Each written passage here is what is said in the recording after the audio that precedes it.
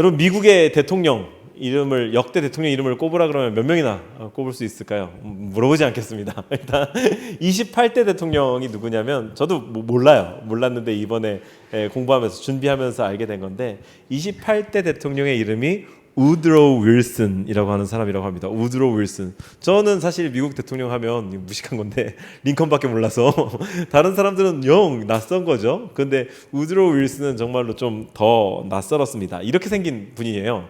우드로우 윌슨 그리고 이디스 윌슨이라고 하는 두 부부가 이렇게 28대 미국 합중국의 대통령이었고요. 1913년부터 21년까지 재임했다고 합니다. 이 기간 중에 1차 세계대전이 있어서 참 어렵게 나라를 통치했던 그런 인물인 걸로 알고 있는데요.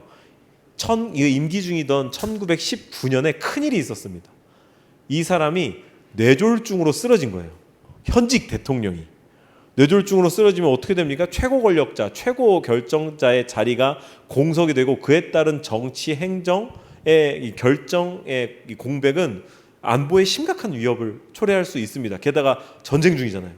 그러니 이 큰일이 아닐 수 없습니다. 근데 그래서 이 사람의 뇌졸중을 이 나라가 극비에 붙이면서 어떻게 결정을 내리고 어떻게 계속해서 행정과 정치를 해나갔냐, 옆에 서 있는 이 여인 이디스 윌슨이 이 대통령에게 전달될 모든 문서를 열람하고 결정해야 할 것들을 대신 전해주고 대신 결정하기도 하고 좀 이렇게 추려서 얘기해주기도 하고, 이렇게 하면서 그 시즌을 지났다라고 하는 걸 미국 정치 야사에서, 아니 야사가 아니죠, 이렇게 정식으로 공개되어 있는 그런 문서들에서 확인할 수가 있었습니다. 사실 우리나라도 요 근자 몇 년 사이에 좀 비슷한 경험들을 했었지만, 우리의 이 정치, 민주주의 정치가 꽃이라고 하는 건 선거이고, 선거를 통해서 선출된 권력자들, 이런 분들이 나라의 운명, 즉 오늘 제목으로 말하자면 역사를 결정하는데 우리는 모두 동의합니다. 그렇죠? 우리나라가 왜 몇 년 전에 막 사상 초유의 무슨 탄핵 이런 사태를 왜 맞이했었을까요? 우리가 결정권을 위임하지 않은 사람이다라고 하는데 사람들이 그렇게 분노했었던 거고, 그래서 그런 사태가 일어났었던 거 아니겠습니까? 제가 무슨 말씀을 드리는 거냐면요, 우리는 한 사람의 시민, 국민, 또 그냥 존재로서 역사를 바꾸는 데에 사실은 관심이 있습니다. 역사가 어떻게 흘러가느냐, 이 세상이 어떻게 돌아가느냐에 무관심한 것 같지만 사실은 관심이 있고 거기에 나도 참여하고 싶어하는 게 우리의 본성 가운데 있다라고 하는 거죠. 그래서 그런 일들이 벌어지면 우리는 분노하고 그러는 겁니다. 그런데 요즘 시대에 와서 우리의 생각 중에 역사를 바꾸는 건 아까 그 대통령처럼, 그리고 TV에 나오는, 매스컴에 나오는 정치인들, 재벌들, 이런 사람들처럼 돈 많은 사람, 권력 있는 사람, 그리고 오늘 본문에 따르자면 왕, 장군, 이런 사람들처럼 힘 있는 사람, 유명한 사람이 역사를 바꾸는 거야. 나랑은 상관없어. 이렇게 생각하는 경향이 훨씬 짙어졌습니다. 그래서 우리나라 근현대사에서 왜 민주화 운동이 일어나고 왜 이렇게 막 어떤 폭정에 저항하여 일어나는 일들이 있었냐? 역사를 바꾸기 위해서, 이 역사를 바로잡기 위한 그런 움직임이었는데, 점점 갈수록 개인주의가 심화되면서 그런 생각들은 옅어지고 있다. 그런데 오늘 저는 이 본문을 보면서요, 어쩌면 우리가 지금 시대에서 역사를 바꾸는 건 우리 몫이 아니야. 역사랑 우리는 크게 상관없어. 그건 너무 거대 담론이야. 난 내 삶을 살기도 팍팍해. 라고 생각하면서 살아가는 게 성경이랑 좀 맞지 않겠다. 성경에 보니까 되게 크고 돈 많고 위대하고 권력 있는 사람들도 나오지만, 이 사람들이 제대로 된 결정을 내리지 못할 때에 어쩌면 이 사람들에 비해서 정말 별 볼 일 없는 사람들이 이 사람들을 옆에서 한마디 하고, 이 사람들 옆에서 무언가 자극하고 해서 역사를 바꾸는 데에 하나님의 재료로 쓰임 받았다. 그것을 보면서 어쩌면 오늘날에도 하나님께서는 하나님의 역사를 진행해 가면서, 어쩌면이 아니죠, 확실하게도 하나님께서는 이 세상의 역사를 진행해 가면서 우리 하나님의 사람들을 사용하고 계심을 저는 믿습니다. 그럼 여러분들이 하나님의 사람이라고 한다면 하나님이 나를 통해, 어쩌면 소소한 사람들을 통해 세상을 어떻게 바꿔가시는가, 오늘 본문에는 그런 사건이 어떻게 기록되어 있나, 그것을 알고 내 삶도 결코 작지 않다, 그렇게 하나님 앞에 선언하면서 자신 있게 살아가는 그런 우리가 되어야 할 줄로 믿습니다. 저를 한번 따라하시죠. 하나님은 나를 통해 세상을 바꾸신다. 그래서 오늘 저의 질문은 이것입니다. 역사를 바꾼 사람들의 정체가 과연 뭐냐? 이 본문에 역사를 바꾼 사람들이 있다고 목사님이 지금 얘기하는데 그게 과연 뻥이냐 아니냐? 그걸 한번 살펴보자 이 말인 거죠. 읽어보실까요? 시작. 역사를 그 첫 번째는요. 읽어주시죠. 시작. 작은 소녀. 작은 소녀가 오늘 본문에서 역사를 바꾼 사람이다. 저는 지금 그렇게 이야기를 하고 있는 겁니다. 정말 그런지 우리 본문 2절을 한번 읽어볼까요? 함께 읽습니다. 시작. 전에 아람 사람이 떼를 지어 나가서 아내에게 수종 들더니 저를 한번 봐주시죠.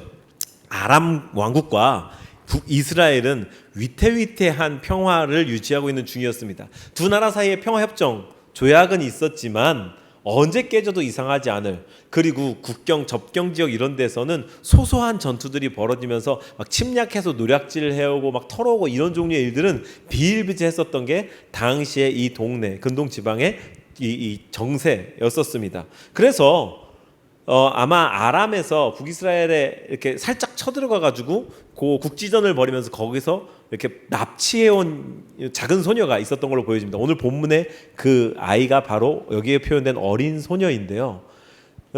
포로 잡을 때 천민 막 있으나 없으나, 사람은 있으나 없으나 하는 존재가 없지만 그럼에도 정치적인 가치가 없는 사람들을 잡아오겠습니까? 아니면 귀족이고 잡아갔을 때 뭔가 이렇게 교환했을 때 좀 가치가 있고 이런 사람들을 잡아오겠습니까?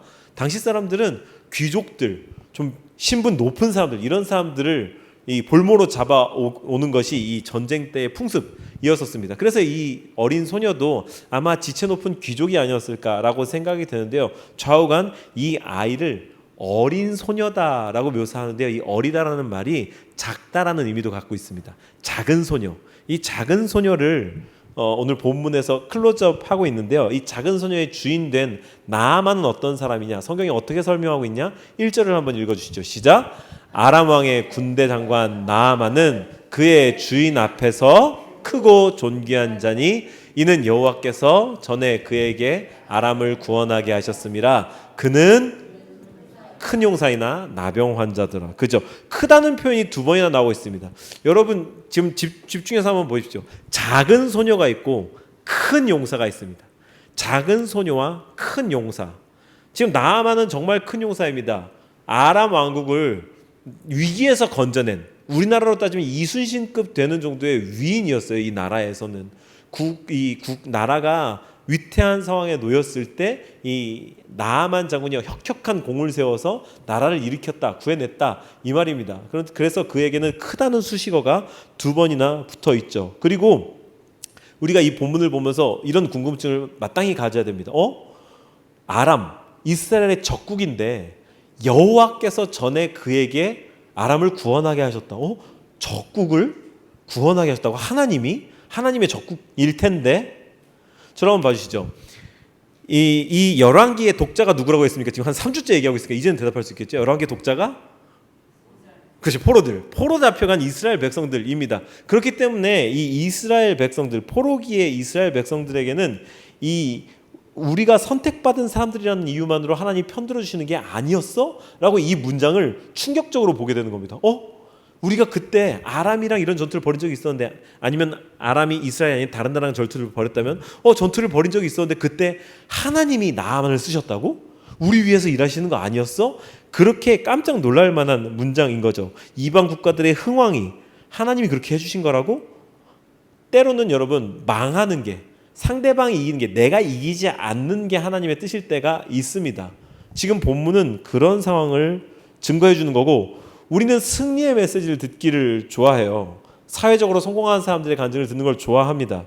그런데 성경은 관심이 좀 다른 데 있습니다. 하나님의 백성들이 올바르지 않은 길로 갈 때 그들을 망하게 하는 것 또한 하나님의 뜻이다. 오늘 본문을 읽고 있는 독자들처럼 포로로까지 잡혀가서도 하나님과의 관계가 회복될 수 있다면 그렇게도 하시는 분이시다. 오늘 우리는 그것을 또 곁가지로 발견할 수 있어야 하고요. 좌우간 하나님의 섭리 가운데에서 이 적국에서 크게 쓰임받았던 나아만 장군, 이 사람이 크다고 묘사했습니다. 그리고 소녀는 작다. 제 아무리 크고 돈 많고 구국 공신인 이 나아만 장군도 스스로의 힘으로 해결하지 못한 게 있는데 그게 뭡니까? 마지막 줄에 그는 나병 환자더라. 자기 신체의 질병을 어떻게 해결하지 못했어요. 제 아무리 큰 용사라 하더라도 해결할 수 없었습니다. 이 나병이라고 번역된 단어는요, 오늘날의 성경에 기록된 나병들을 오늘날 한센병으로 이렇게 다 1대1로 매칭시켜서 생각하는 경향이 있는데, 적어도 여기에 쓰인 단어는 한센병을 포함한 악성 피부염으로 이해하면 되겠습니다. 아토피성 피부염이라고 생각을 해도 될 것 같아요. 오늘날 아토피성 피부염, 정말 이거 심각하게 앓는 사람은 너무너무 힘들잖아요. 나아만 장군이 아토피성 피부염 환자였다라고 한번 생각을 해보시죠. 너무 고통스러운 거예요. 막 밤마다 막 긁고 막 피가 날 때까지 긁고 막 고름이 맺히고 이렇게 해도 치료할 수 없었다. 저는 지금 아무리 큰 사람이라 하더라도 자기의 병을 컨트롤할 수 없었고, 그에 비해서 하잘것없고 보잘것없고 작은 그 소녀가 이 피부병의 해결책을 알고 있었다. 삼척동자와 같은 이 작은 소녀가 큰 이가 알지 못하는 걸 알고 있었다. 사랑하는 여러분, 크다고 해서 하나님 앞에 반드시 쓰임 받는 건 아닙니다. 하나님 뜻에 올바른 건 아닙니다. 성공한 사람이라고 해서 그가 하나님 앞에 올바른 사람으로 인정받는 건 아닙니다. 때로는 아무리 큰 일이라 하더라도 하나님의 뜻을 알지 못할 때가 있습니다. 아니, 좀 많아요. 클수록 많은 것들에 가려서 하나님의 뜻을 제대로 들여다보기가 어려운 경우가 많거든요. 오늘 나아만이 딱 그런 경우고, 이 소녀는 나아만이 보지 못하는 것을 볼 수 있었고, 그 나아만에게 제시해 줄 수 있었습니다. 나아만과 소녀의 차이가 무엇이었습니까? 하나님을 주인으로 모시고 사는가? 그렇지 않은가? 이건 인생의 비밀인 거죠. 이게 지금 역사를 변화시킬 수 있을 만한 힘과 권력을 가졌던 나아만과 그에 비해서 너무나도 보잘것없었던 소녀의 차이였고, 이 나아만은 실제로 이 역사가 어떻게 흘러가는지에 대해서 하나님의 관점에는 관심이 없었다라는 것을 우리가 보게 되었습니다. 두 번째로, 하나님의 역사에 파트너로 쓰임받은 사람, 파트너 쓰임받았으며 또한 이 역사를 바꾸는 데 쓰임받았던 아주 작은 사람, 어떤 사람이 있느냐? 하나님의 사람 엘리사가 있습니다. 한번 읽어주시죠. 하나님의 사람 엘리사. 본문 4절부터 6절까지를 한번 읽어보겠습니다. 함께 읽습니다. 시작. 나아만이 들어가서 그의 주인께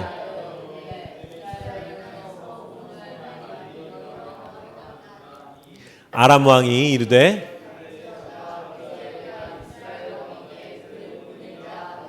나아만이 곧 떠날새 은 10달란트와 금 6,000개와 의복 10벌을 가지고 가서 이스라엘 왕에게 그 글을 전하니, 일러스되 내가 내 신하 나아만을 당신에게 보내오니 이 글이 당신에게 이르거든 당신은 그의 나병을 고쳐 주소서 하였더라. 아멘.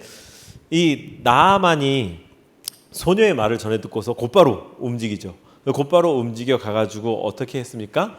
이 자기 왕에게 가가지고 제가 사실 병이 이렇게 있는 거 아시죠? 왕이 알았겠죠. 그 정도로 큰 용사였고 공신이었으니까 그런 질병을 앓고 있다는 것도 아마 알았을 거고 옆에 두고 아꼈을 겁니다. 제 몸에 아토피 있는 거 아시죠? 근데 이번에 어떤 약을 써도 듣지 않았는데 우리 집에 새로 온 요 계집 종아이가 말하는 걸 들어보니까 저 이스라엘에 선지자가 있다고 합니다. 용하다고 하는데 제가 가서 좀 치료받고 와도 되겠습니까? 아무래도 인접한 국가에 적국에 가야 되는 거니까 아마 그렇게 보고를 했는 모양입니다. 그랬더니 이스라엘 왕이 흔쾌히 보내주죠. 거기다 엄청난 양의 재물을 이렇게 바리바리 싸서 보내줍니다.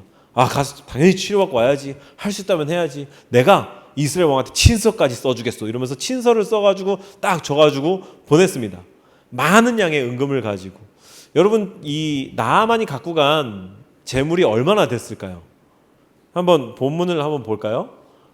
은 10달란트와 금 6,000개와 의복 10벌이라고 했습니다. 이게 어느 정도인지 여러분들이 실감나도록 한번 계산을 해드릴게요. 일단 한 달란트가 34kg 정도입니다. 무게가 34kg. 그러니 10달란트면 340kg. 그리고 제가 어제 기준으로 현재 은의 시세가 얼마인지 여러분들을 위해서 알아봤습니다. 이제 여러분들 눈이 빛나기 시작하네요. 돈 얘기가 나옵니다. 1kg당 은의 시세가 약 어제 기준으로 100만 원 정도였습니다. 100만 원. 100만 원 곱하기 340kg 하면은 약 3억 4천만 원. 지금 은을 일단 3억 4천만 원어치를 가지고 갔어요. 여기서 벌써 나는 졌어. 우리 집으로 합쳐도 3억이 안 되기 때문에 3억 4천 정도의 은을 가지고 갔습니다. 거기다 금이 얼마입니까? 금 6,000개. 성경에서 다른 단위를 표시하지 않고 그냥 개라고 하거나 뭐 이렇게 숫자만 나타내면 보통 세겔로 이해하면 되는데요. 한 세겔은요 약 11.4g입니다. 11.4g. 11.4g이 이 6,000세겔이면은 68.4kg입니다. 금 68.4kg. 이게 어제 기준 1g당 8만 원 정도인 금 값으로 환산을 하면요 약 54억 7,400만 7,200만 원. 이게 지금 은과 금 54억 3억 지금 들고 간 겁니다. 그리고 옷을 10벌, 의복 10벌이라고 했어요. 의복 10벌이면 여기 뭐 어디 뭐 남대문 시장 아니면 여기 뭐 아울렛 가가지고 뭐 이렇게 만만한 거 10개 가지고 간 게 아니고요. 당시 아람의 특산품이 옷이었습니다. 지금으로 따지면 파리 명품 뭐 그런 명품 브랜드의 드레스를 가지고 간 거예요. 그래서 제가 또 검색을 해봤죠. 명품 브랜드의 드레스가 어느 정도 하는가? 그냥 대충 어림잡아 5천만 원 정도 잡으면 된대요. 한 벌에 10벌 가지고 갔으면 5억. 자, 이제 다 여러분들 눈이 굉장히 빛나고 있다는 사실 여러분들은 알지 모르겠어요. 다 합산하면은 63억 1,200만 원. 세종시 아파트 한 10채 정도를 가지고 간 겁니다. 이 나아만 장군이. 가가지고 이제 이스라엘 왕을 만나게 된 거죠. 어마어마한 돈을 줘서 보낼 만큼 그 아람의 왕이 나아만 장군을 아꼈고 그리고 그의 치료를 지지했다. 친서까지 써줬다. 그러면은요 이스라엘 왕 입장에 대보십시오.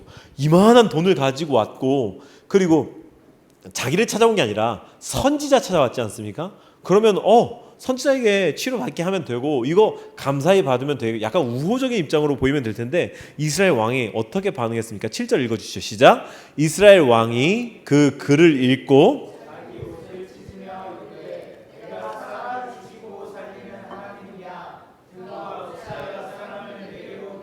그의 나병을 고치라 하느냐 너희는 깊이 생각하고 저 왕이 틈을 타서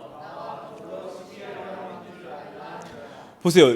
편지를 읽자마자 으아 이런 옷을 찢어버렸는데 이게 뭐 헐크가 된 게 아니고 이 성경의 기록에 옷을 찢는다라고 하면 이제 깊은 슬픔, 분노, 한탄이라고 이제 상식적으로 알아두시면 됩니다.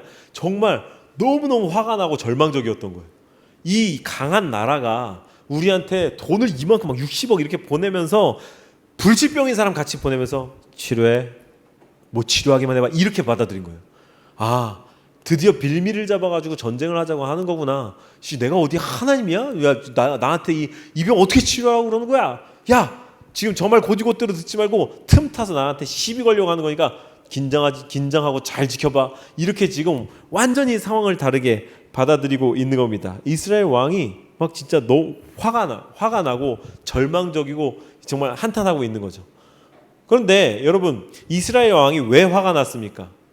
이걸 자기가 해결해야 될 일로 받아들인 겁니다. 이 아람 왕이 자기한테 보낸 걸로 생각해요. 자기가 말한 대로 자기는 하나님도 아닌데 근데 여러분 생각해 보세요. 웃기는 지금 말입니다. 하나님 섬기는 나라의 왕인데 그에게 어려운 일이 일어났으면 하나님 해결해 주십시오. 나는 못해도 하나님이 하실 수 있습니다. 라고 하나님께 그 바톤을 넘기는 게 정상적인 것일 텐데 우리가 지난주에도 읽어본 것처럼 그 전주에도 나눴던 것처럼 이 지금 우리 열왕기하 3장에 나오는 당시의 왕 여호람에 대한 평가가 어땠다고요? 악한 왕이었다고요. 하나님을 기억하지 못하고 우상을 숭배하고 하나님을 멀리 두고 있는 그런 사람이었다고. 그러니까 하나님은 안중에 없는 겁니다. 내가 해결 못하는 일이니까 이제 막 화가 나고 분노가 나는 거예요. 그러니 하나님의 사람인 엘리사가 옆에서 봤을 때 어이가 없는 겁니다.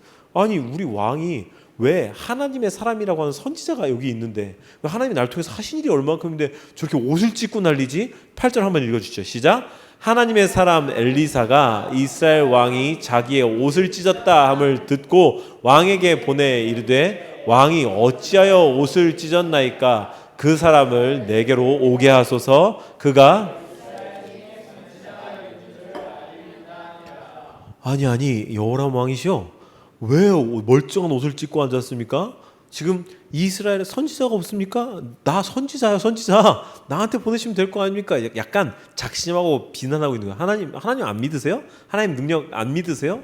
하나님 치료하실 거 모르세요? 이렇게 약간은 왕한테 이렇게 강한 어조로 항의하고 있는 거죠.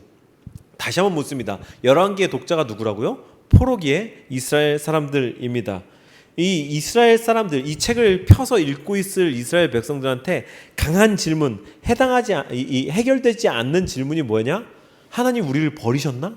하나님 우리를 버리셔서 우리가 지금 포로 생활을 하고 있는 건가? 하나님 우리를 버리셔서 우리한테 이렇게 이 안 좋은 일들이 일어나고 있는 건가? 라고 하는 강한 의구심이 포로기 이스라엘 사람들에게 있었단 말이죠. 지금 본문은 엘리사는 그 질문에 대한 대답을 하고 있는 겁니다. 하나님 우리를 버리셨는가? 아니, 절대로 그렇지 않아. 이스라엘에 선지자가 있다. 하나님은 여전히 선지자를 통해 이스라엘을 돌보고 계시고, 하나님은 여전히 이스라엘을 버리지 않고 계시고, 하나님은 여전히 이스라엘을 돌보고 계신데 여호람 왕처럼 네가 못 보는 거야. 네가 생각하지 않고 있는 거야. 네가 하나님이라고 하는 존재를 이렇게 벽치고 그 밖에 놓고 하나님 날 버리셨나? 라고 생각을 하고 있는 거야. 시각을 돌려라. 여전히 선지자를 통해서 너희들을 지키고 있었단다. 엘리사 선지자에게 보내면 해결될 일인데 네가 붙잡고 있어서 옷을 찢는 일이 되지 않았니? 라고 그렇게 말하고 있는 거죠. 우리의 삶은 어떻습니까? 큰 문제 앞에서 여전히 하나님이 함께 하신다라고 하는 말이 죽은 문장이에요. 우리 뭐 입시 아니면 뭐 공부 뭐 부모님들과 함께 겪는 가정의 어려움 이런 것들 앞에서 우리는 하나님이 살아계셔 나를 인도하고 계셔 이게 죽은 문장이라니까요. 왜? 하나님이 살아계시면 걱정하거나 거기에 함몰될 필요가 없는 거예요. 하나님이 실수 없이 우리를 인도하고 계시고 우리의 성품과 성정을 사용해서 가장 좋은 곳으로 가장 알맞게 인도하고 계시다. 우리는 그 사실 하나만 붙잡으면 되는 겁니다. 할렐루야. 그러니 사랑하는 여러분, 문제보다 크신 하나님을 바라보십시오. 이것도 너무 자주 등장한 문장이에요. 문제보다 크신 하나님. 여러분 근데 이거 위대한 문장입니다. 한번 따라하시죠. 문제보다 크신 하나님. 한번 더. 문제보다 크신 하나님. 정말 그렇게 생각하십니까? 하나님은 문제보다 크십니다. 우리의 평생은 앞으로 더 많이 남았고 그 이후에 어떤 일이 일어날지 하나님은 완전히 알고 계시고 가장 완전하게 우리를 준비시키고 계시다. 그 말을 믿으시기 바랍니다.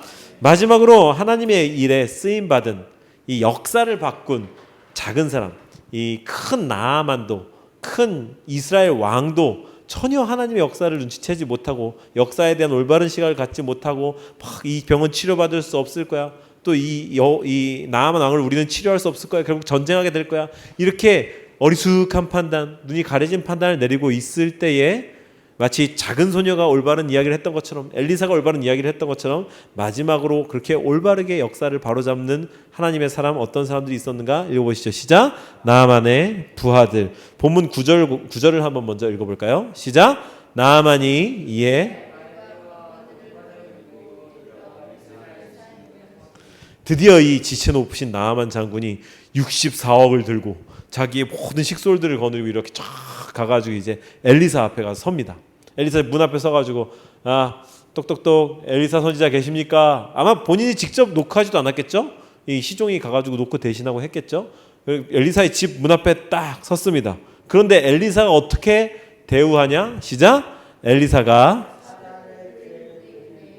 너는 가서 요단강에 몸을 7번 씻으라 내 살이 회복되어 깨끗하리라 하는지라. 지금 사자를 라이언 말고 사자를 대사를 대신 보내가지고 그에게 보내 이르되 얼굴은 코빼기도 보이지 않았어요.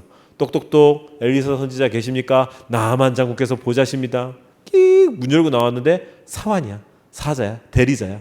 나와가지고 요단강 가서 7번 씻으시라는데요. 툭.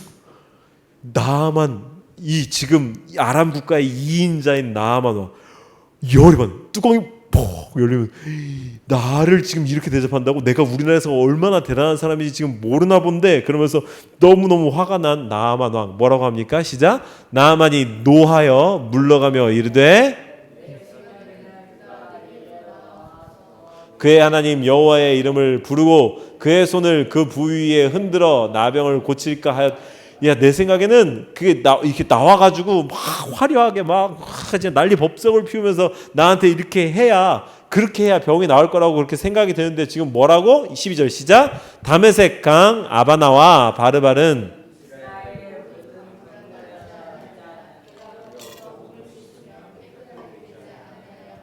몸을 돌려 분노하여 떠나니. 보십시오. 지금 그럴만합니다. 이렇게 푸대접을 하니까 아니 지금 날 보고 요단강 가서 씻으라고. 여러분 요단강 본 적 있나요? 요단강 이렇게 뭐 사진을 찾아보고 한번 해보세요. 뭐 우기 때 좀 다를 수 있지만 실개천이에요. 그리고 때에 따라서 흙탕물입니다. 똥물. 그래 지금 여기 나아만이 하는 말이 사실이에요.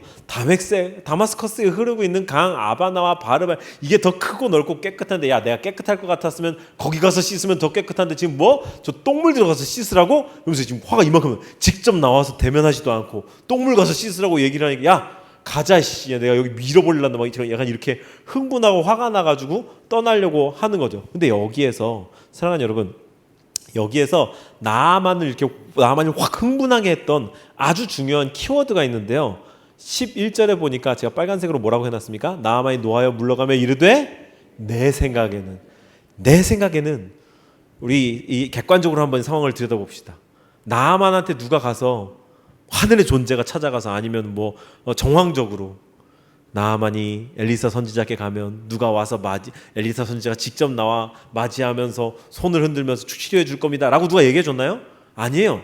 나아만이 그동안 경험해왔던 자기를 귀빈으로 대접하던 그런 경험상 누가 나와서 맞이하고 이런 것들이 자기 경험상에 있었던 내 생각이라는 거죠. 그 내 생각이랑 다르니까 화가 나기 시작하는 겁니다.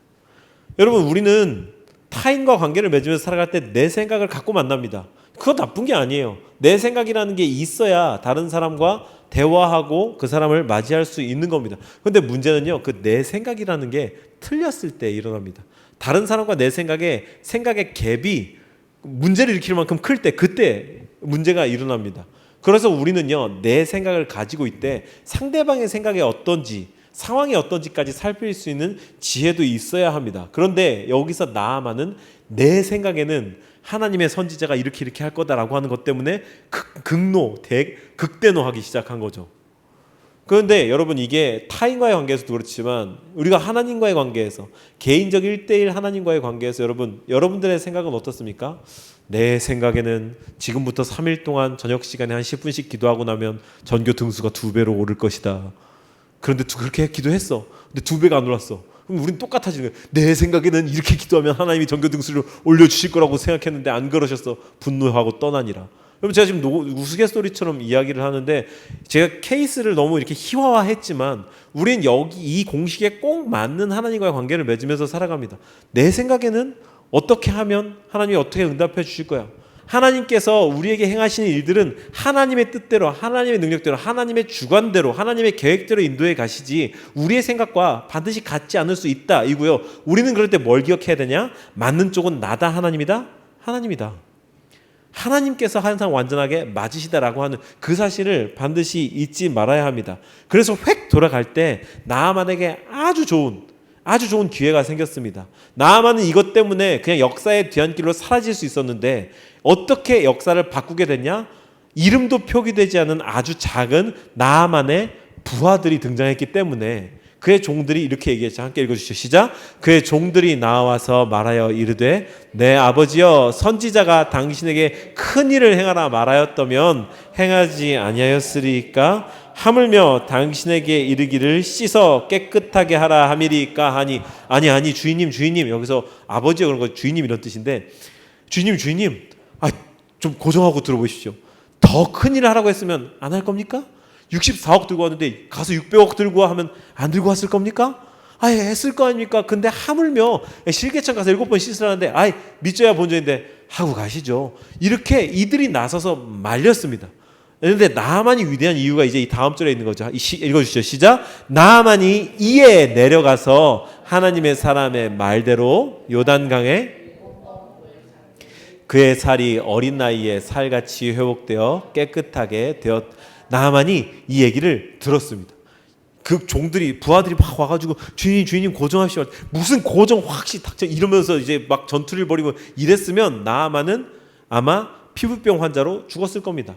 그렇게 죽고 성경에 이 사건은 없었겠죠. 그런데 나아만이 그 얘기를 듣고 자기의 자존심과 지체 높은 위험을 내려놓고 요단강에 들어가서 몸을 씻기를 7번 하는 것을 행동을 했습니다. 이에 내려가서 작은 사람들의 말을 듣고 액션을 하자 하나님의 역사와 만날 수 있었다.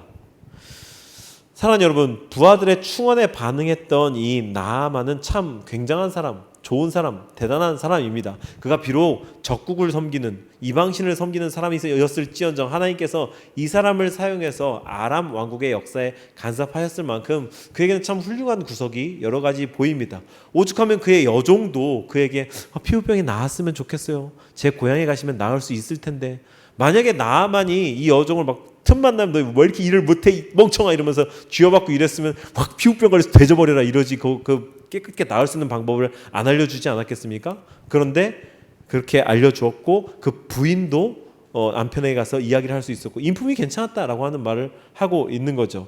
그러니 이 주변 사람들의 말을 듣고 귀 기울일 수 있는 것도 참 큰 복이다라고 하는 걸 나아만을 통해서 또 한 가지 곁가지로 배울 수 있었습니다. 이제 저는 설교를 마치려고 합니다. 오늘 저는 설교를 어떻게 시작했냐면 정치인들, 재벌들, 돈 많은 사람들, 권력 있는 사람들, 이런 사람들이 역사를 바꿀 거야. 그런 사람들이 역사에 개입하는 거야. 나는 상관없어. 그냥 소소하게 내 인생만 살면 돼. 어쩌면 우리는 이 큰 역사와는 상관없는 것처럼 살아가고 있는지도 모릅니다. 하지만 오늘 본문을 보니까 정작 역사를 경영할 수 있었던 사람, 이스라엘 왕, 아람 왕, 나아만, 이 사람들은 자기들이 처해 있는 어떤 환경 속에서 근시안적인 결정을 내리고 근시안적인 행동을 했습니다. 그런데 그 주변에 이름도 기록되지 않은 작은 소녀, 부하들, 그리고 결정적으로 하나님의 사람 엘리사 덕분에 이들 또한 유익을 누리고 하나님의 역사는 바뀌었다라는 것을 우리가 발견할 수 있게 되었다라는 거죠. 그렇다면 이제 이 이야기를 우리의 삶으로 가져와 봅시다. 우리는 그냥 세종시 한쪽 구석에서 학교를 조용히 다니고 있는 학생일 뿐입니다. 우리에게 뭔가 이렇게 대단한 게 없어 보이고 우리는 역사랑 크게 상관없어 보이고 역사를 바꾸기에는 너무 작고 미약한 존재인 것처럼 스스로가 느껴지죠. 그런데 본문에 비춰보면 우리는 절대로 작고 미약한 존재가 아니다. 우리가 하나님의 사람 엘리사처럼 하나님의 뜻을 알고 하나님의 영에 사로잡혀 있는 사람들이라고 하면 저를 한번 따라 하시죠. 하나님은 나를 사용하신다. 한 번 더, 하나님은 나를 통해 역사를 바꾸신다. 이 말이 사실임을 믿습니다. 그러니 사랑하는 여러분, 하나님의 편에 서셔서 하나님의 관점을 취하시고 하나님의 가치관으로 세상을 바라보십시오. 그럴 때 하나님이 여러분들을 사용하셔서 이 세상에 역사를 이루어 가실 줄로 믿습니다. 그래서 우리가 할 일은 그거 하나인 거예요. 우리에게 아무리 작은 재능이 있어도, 우리에게 아무리 작은 무언가가 있어도 그냥 하나님 손에 이렇게 슬쩍 내어드리는 거예요. 내가 좀 노래를 부를 줄 안다, 내가 좀 뭐 춤을 출 줄 안다, 내가 뭐 할 줄 있는 어떤 작은 재주가 있다, 그런 것들 하나님 앞에 드리는 게 우리의 유일한 할 일입니다. 하나님이 우리에게 뭔가 뭐 크고 대단한 거를 막 그렇게 바라고 막 뭐 엄청난 무언가를 바라실까요? 엄청난 사람이 되는 것을 원하시고 바라보셔서 지금 우리에게 할 수 있는 최선, 가장 작은 것을 기쁘게 받으시는 분이시다. 오병이어 사건 아시죠? 사람들이 5,000명, 3,000명 이렇게 모여 있었다고, 남자들 숫자만 봤을 때 그렇게 모여 있는 데에 먹여자, 얘네들을 먹여야겠다라고 했을 때 자기의 것을 내어놓은 소년이 갖고 있었던 물고기 2마리였다고 하잖아요. 근데 예수님이 뭐라고 했으면, 야, 이 멍청한 놈아, 물고기 2마리 가지고 어떻게 3,500원 먹어? 빨리 저리 꺼져! 이렇게 하지 않으셨어요. 그 헌신 위에 축복하셨습니다. 그 드림 위에 축복하셨습니다. 말하자면 우리가 갖고 있는 작은 나라고 하는 사람은 드려지는 오병이어의 물고기 2마리, 떡 5개 같은 그런 존재인 거죠. 하나님은 그것을 기쁘게 보신다. 그런 여러분들이 갖고 있는 것들을 하나님의 손에 이렇게 올려드려 보시고 하나님이 우리를 어떻게 사용하실지를 곰곰이 묵상해 보십시오. 그리고 하나님의 뜻을 알기를 날마다 구하십시오. 큐티를 통해 구하고, 예배를 통해 구하고, 말씀을 통해 구하고, 개인의 기도의 자리를 통해서 구하십시오. 하나님께서 우리에게 어떻게 가야 할지를 일러주실 겁니다. 그런 여러분들이 되시길 바라서 오늘 이 말씀을 전했습니다.